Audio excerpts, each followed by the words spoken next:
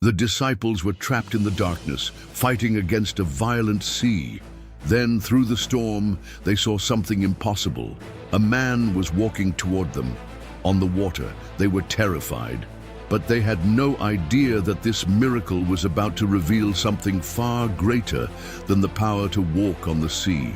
Earlier that evening, Jesus had sent his disciples across the Sea of Galilee while he remained behind.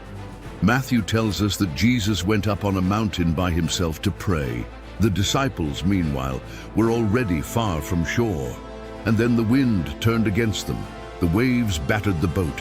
For hours they struggled against the storm. They were experienced fishermen. They knew this sea. They understood how dangerous sudden storms could become. But this time they were trapped in the darkness, unable to make meaningful progress. And Jesus was not in the boat with them. At least that is how it appeared. Because while the disciples were fighting the storm, Jesus knew exactly where they were. Matthew says that during the fourth watch of the night, Jesus came toward them, walking on the sea. The disciples saw him, but they did not recognize him. Instead, they became terrified and cried out, thinking they were seeing a ghost. Imagine the scene: a dark sea, a violent wind, a small boat being thrown by the waves, and then a figure approaching across the water. But Jesus spoke immediately. "Take heart, it is I. Do not be afraid." The storm had not yet disappeared. The waves were still there.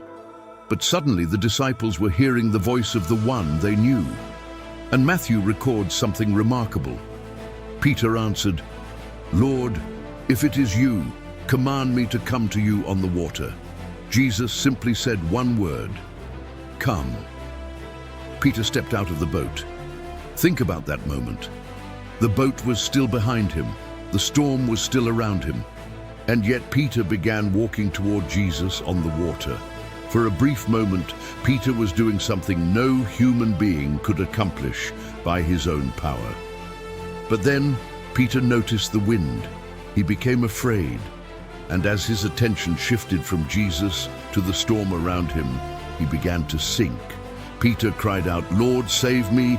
And immediately Jesus reached out his hand and caught him. Jesus then said, "O you of little faith, why did you doubt?" Notice what happens next. Jesus and Peter enter the boat, and the wind ceases. The storm that had dominated the scene suddenly becomes silent. But the disciples are not simply relieved, they worship Jesus, and they say, "Truly you are the Son of God." That statement is the key to understanding the miracle. Because this story is not merely about Jesus walking on water, the miracle was revealing something about Jesus himself. Mark's account gives us another important detail. When Jesus entered the boat, the disciples were utterly astounded because they had not understood the significance of the loaves. Just before this event, Jesus had fed thousands of people. They had witnessed his power. Yet when the storm came, they still struggled to understand who was with them. And that may be one of the most important lessons in this entire story. Seeing God's power yesterday does not automatically eliminate our fear today. The disciples had seen the miracle of the loaves. Now they were facing the storm, and in the storm, their understanding was being tested. John's Gospel gives us another detail. When the disciples saw Jesus approaching, he said, "It is I, do not be afraid." In Greek, the words include the expression ego eimi, commonly translated I am, or it is I. In the immediate context, Jesus is clearly identifying himself and calming the disciples. Some interpreters also see a possible theological resonance with John's repeated use of I am language. But we should be careful. The text certainly identifies Jesus and reassures the disciples. Any deeper connection to the divine name should be presented as theological interpretation rather than as an explicit statement of the passage. Still, the response of the disciples is unmistakable. They worship him, and they call him the Son of God. So what was the miracle behind the miracle? It was not simply that Jesus had authority over the sea. It was that the storm became the setting in which the disciples encountered Jesus more deeply. Jesus saw them when they were struggling. Jesus came to them while they were afraid. Jesus spoke before they understood what they were seeing.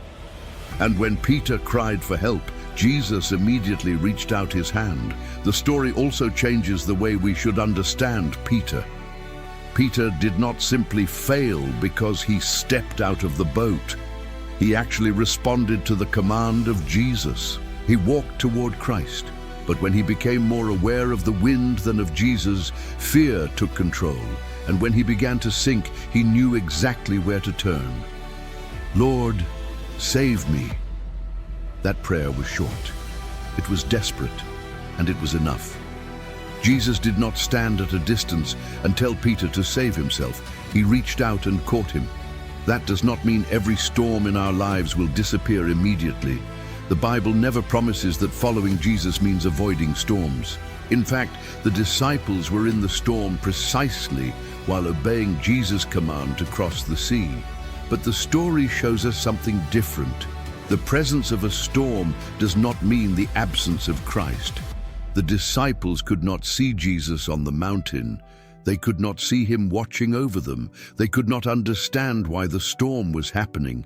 But Jesus knew where they were. And when the moment came, he came toward them. Maybe that is why this miracle continues to speak so powerfully today. Because sometimes the greatest challenge is not the storm itself. It is what the storm makes us believe. Fear tells us that we are alone. Jesus tells us, do not be afraid.